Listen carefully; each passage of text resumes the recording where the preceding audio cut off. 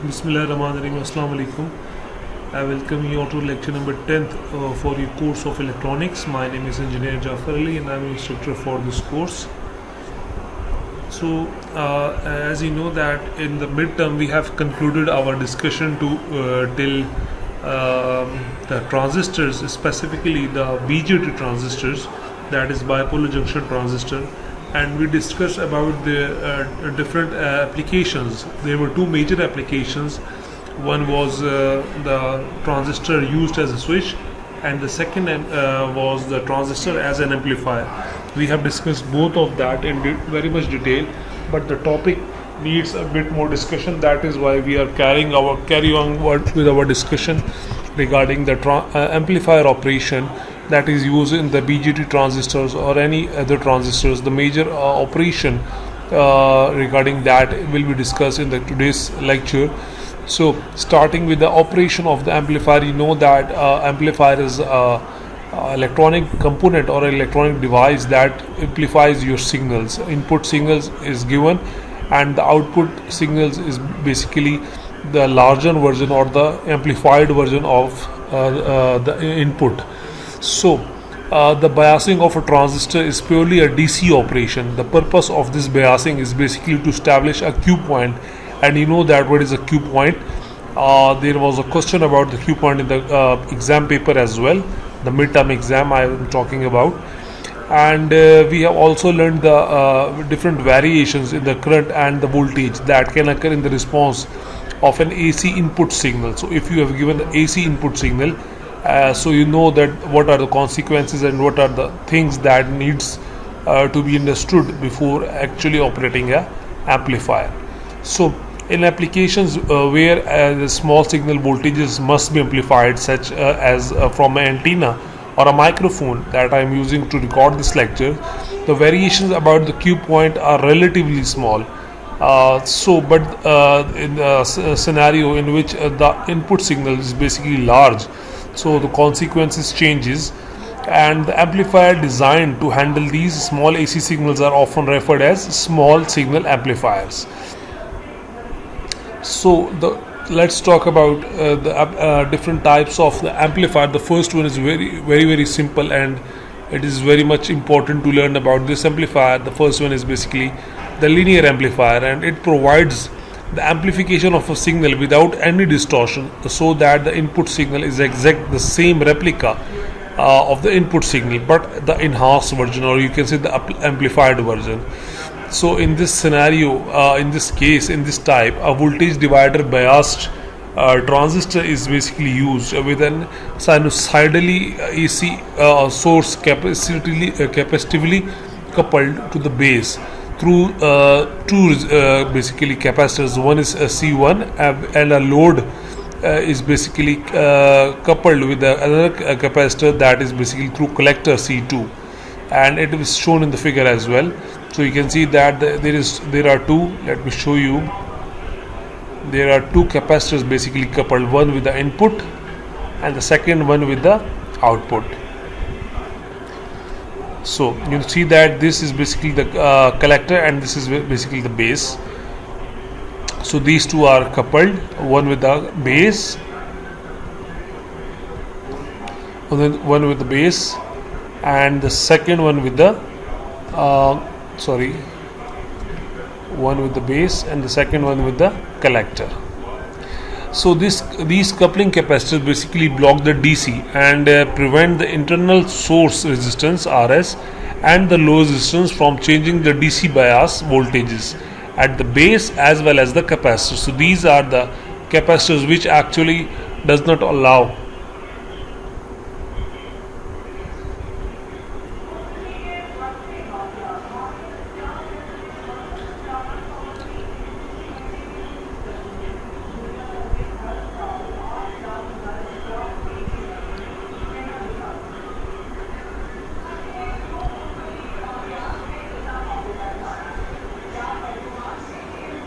the internal source to change the DC bias voltages. So these capacitors are actually ideally appear As a short to the signal voltage, the sinusoidal source voltage causes the base voltage to vary sinusoidally above and below its DC bias level VBQ. This basically is the DC bias level of the voltage. So the resulting variation in the base current produces a larger variation in the collector current, and because of this we can say that the amplification has been done, or you can say the current gain has been achieved. The voltage gain has been achieved because of the current gain of the transistor. So this is a schematic diagram, or you can say the circuit diagram of the discussion that we have done till now. So as the sinusoidal current increases, the collector voltage decreases. You know the relationship between the current and the voltage. It's inversely proportional because the resistance is not constant over here. So the collector current varies above and below its quality point, or you can say Q point, in phase with the base current. And the sinusoidal collector is collector to emitter voltage varies above and below this Q point, and this voltage is termed as VCEQ. 180 out of the phase with the base voltage, and is also shown in the figure. You can see that this is your input and this is your output. You can say these are 180, this red and this blue, these are 180 degree phase shift with each other. A graphical picture you can see in the diagram figure 3, the operation that is just described. This is basically your figure 3. So let's go for example, very much simple example regarding this transistor as amplifier. The AC load line of operation of a certain amplifier extend to, let's say, 10 microampere above and below the Q point base current value of 50 microampere, and it is also shown in the figure 4. This is the figure, this is the value, these are the different values. You can see that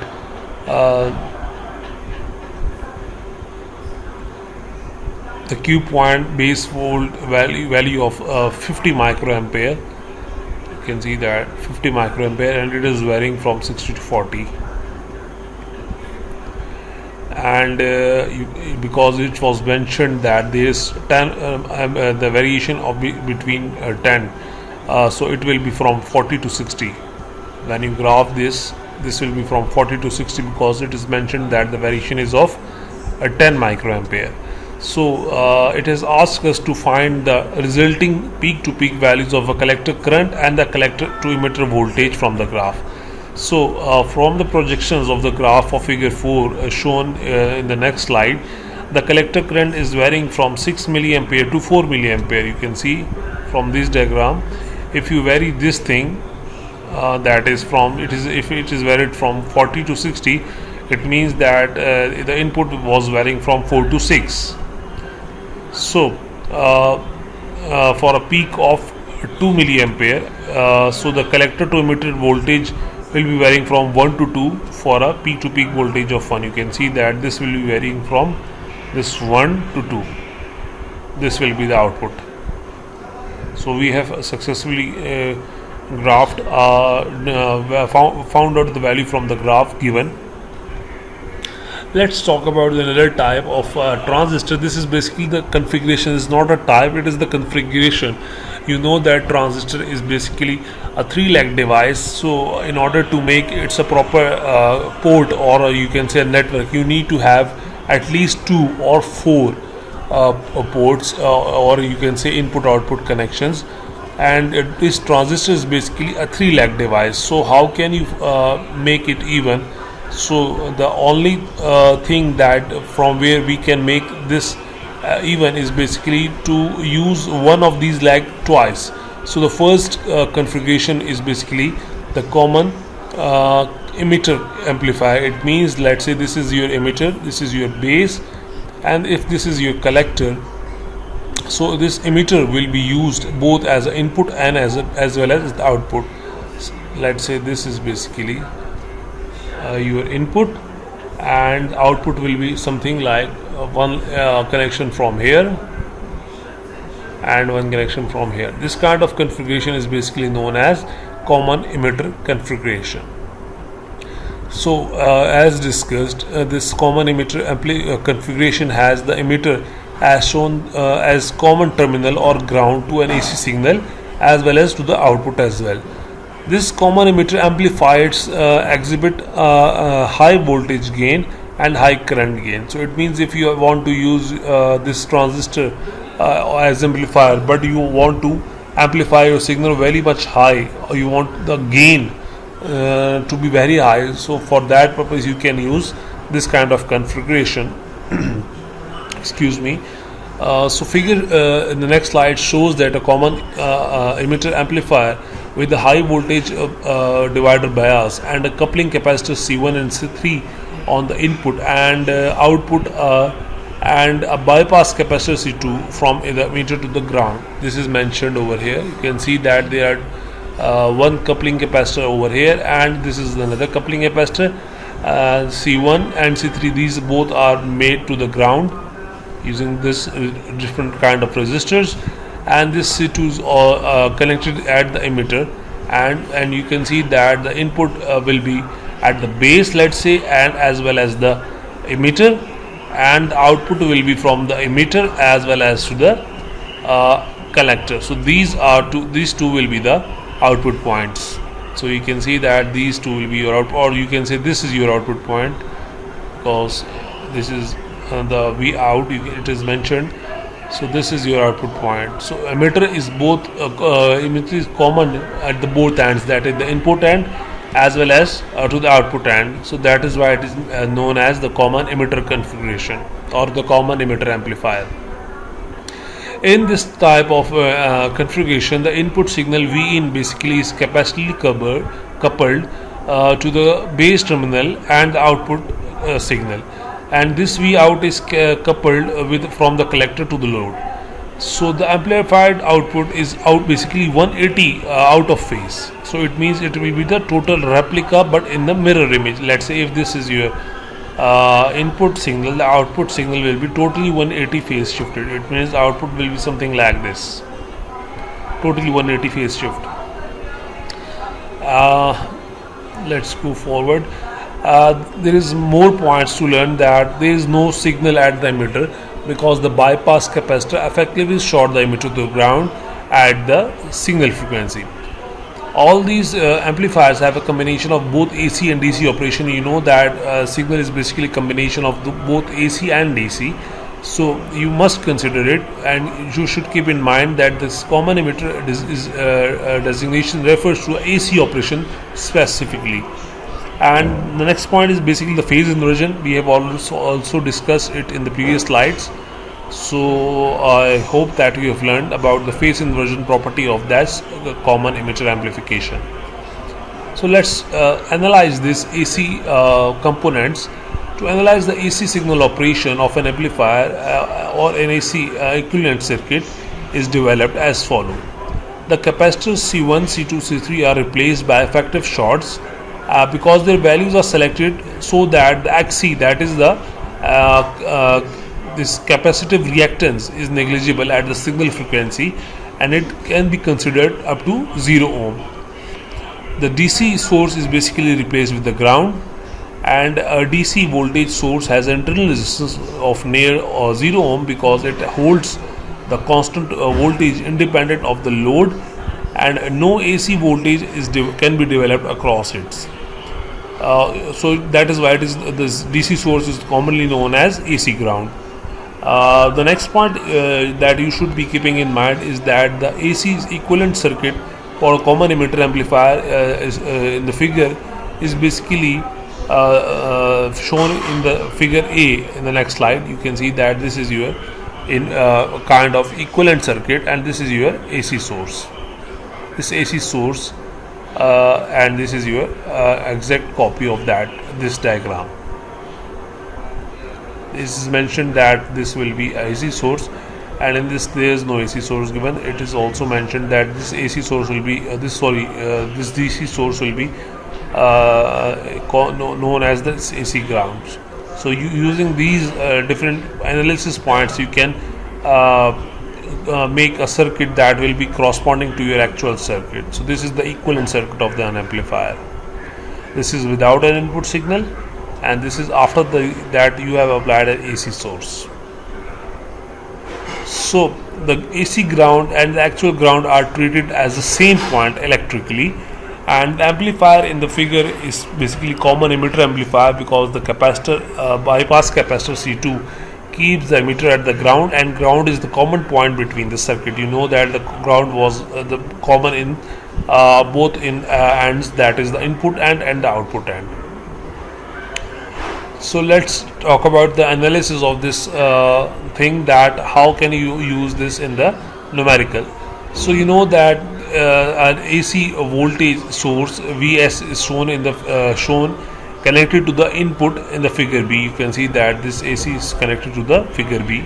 This is your Vs is basically connected to the figure B, and this is also mentioned over here. You can see that this is connected to the base, and if the internal resistance of the AC source is 0 ohm, then all this of the source voltage appears at the base terminal.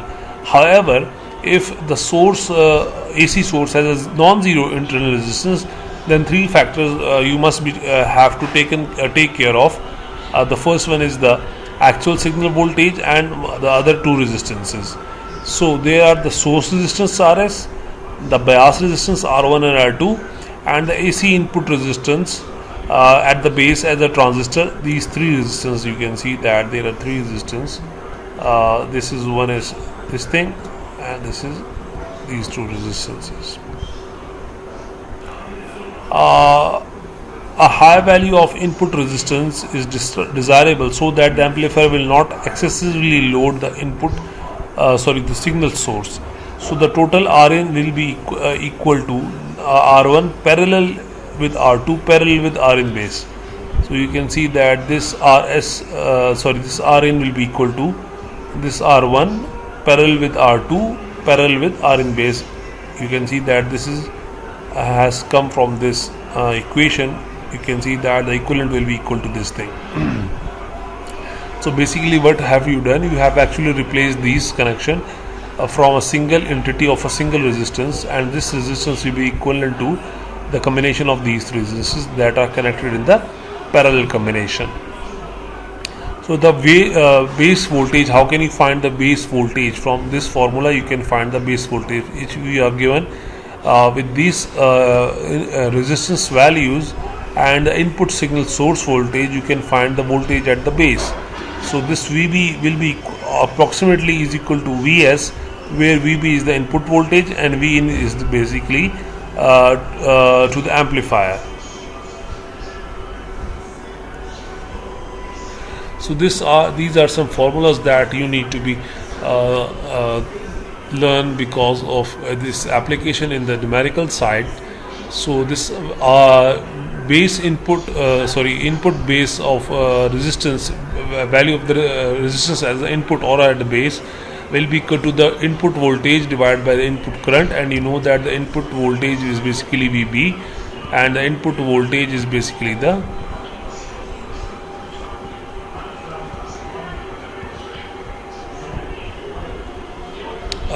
IB. So the base voltage is equal to IE and this RE.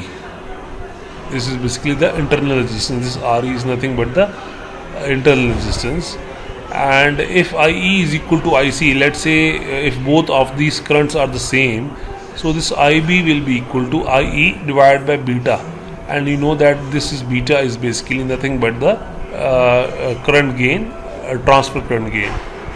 If you substitute both of these values, that this VB and this IB, into this equation, you can get the value of Rn, and this Rn turns out to be this equation, beta into the internal resistance Re dash. Let's talk about the output resistance. The output resistance of this common emitter is basically the resistance looking in at the collector, and is approximately equal to the collector resistance.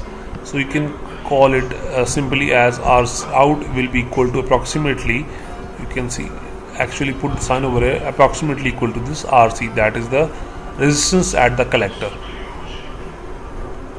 This is another example, and this is a practical example. Determine the signal voltage at the base.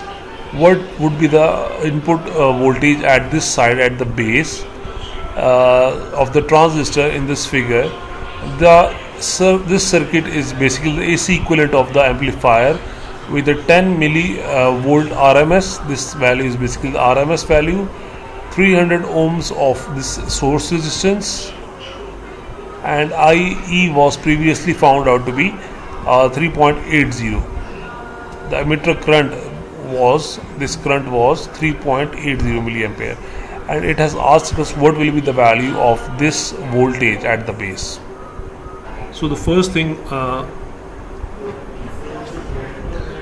so the very first thing that we have to start from is basically to finding the AC emitter resistance, and for that we will be using the emitter voltage and the emitter current.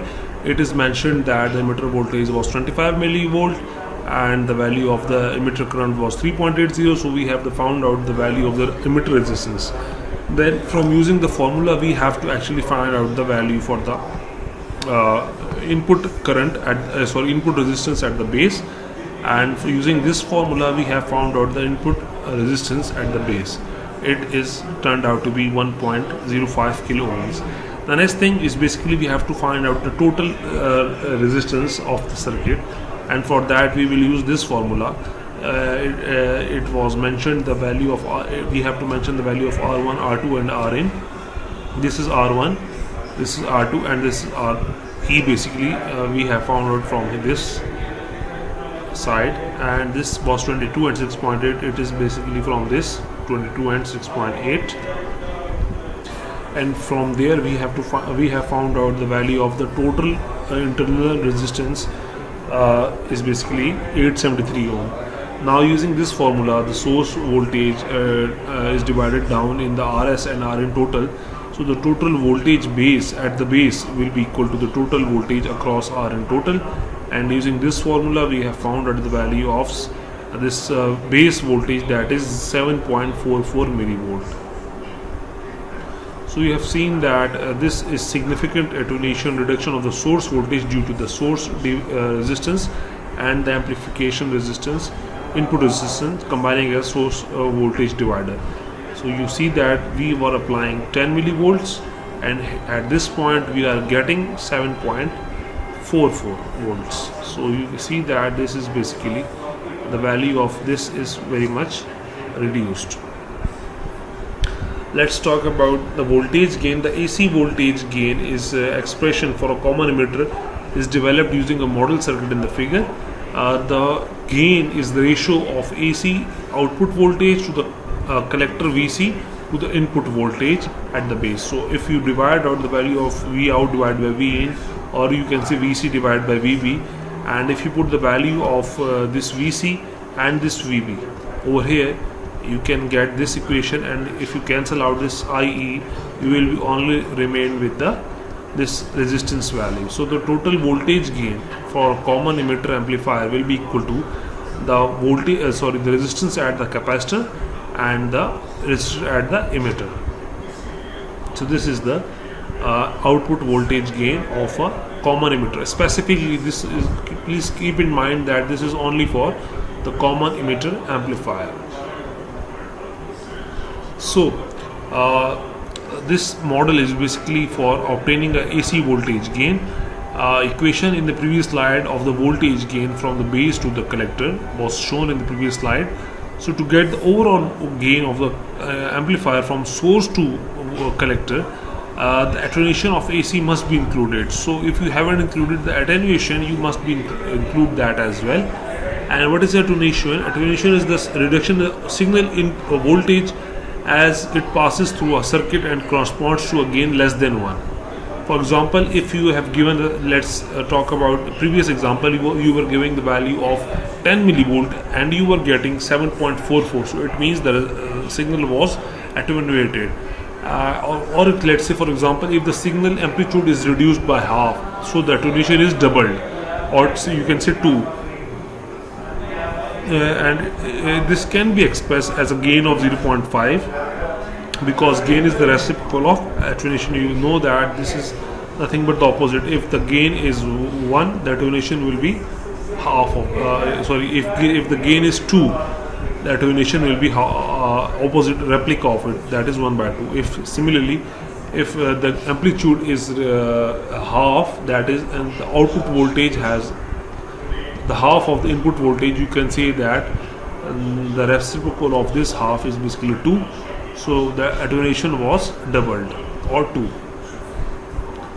It is mentioned the example over here. If you are giving the source voltage of 10 millivolt and the output turns out to be 2 millivolt output, so you can say the attenuation factor is basically 5. This means you have taken the reciprocal of this, the combination of this.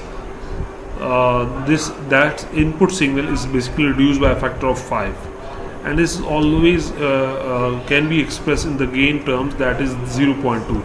So if you multiply this gain with the input signal, you can get the output, and output turns out to be 2. If you multiply by the this 10 by the 0.2, you will get the output, and if you divide the output to the input, you will get the attenuation factor. So it is also given in the example as well. In this diagram, you can see that if you divide this Vs divided by Vb, you will get the value of the attenuation, and you have just put it the value of this Vs over here. And if you divide it and you explore the more overall the gain of the amplifier, you will found out that this is basically nothing but the collector voltage divided by the source voltage. So if you want to find out the value of the gain, overall gain, you will find out this thing. And if you want to find out the attenuation, you have to do the reciprocal of this. This is the same thing that we have discussed now. Current gain is basically from the base to the collector, or you can say the IC divided by IB. However, the overall total gain will be equal to the collector divided by the current. Similarly, the same thing that we discussed in the voltage terms, this is the same as well. If you want to find out the overall current gain, you have to divide the collector current to the source current. And similar this thing, you have to find out the value of this source current can be found using this equation. This is the this overall circuit diagram.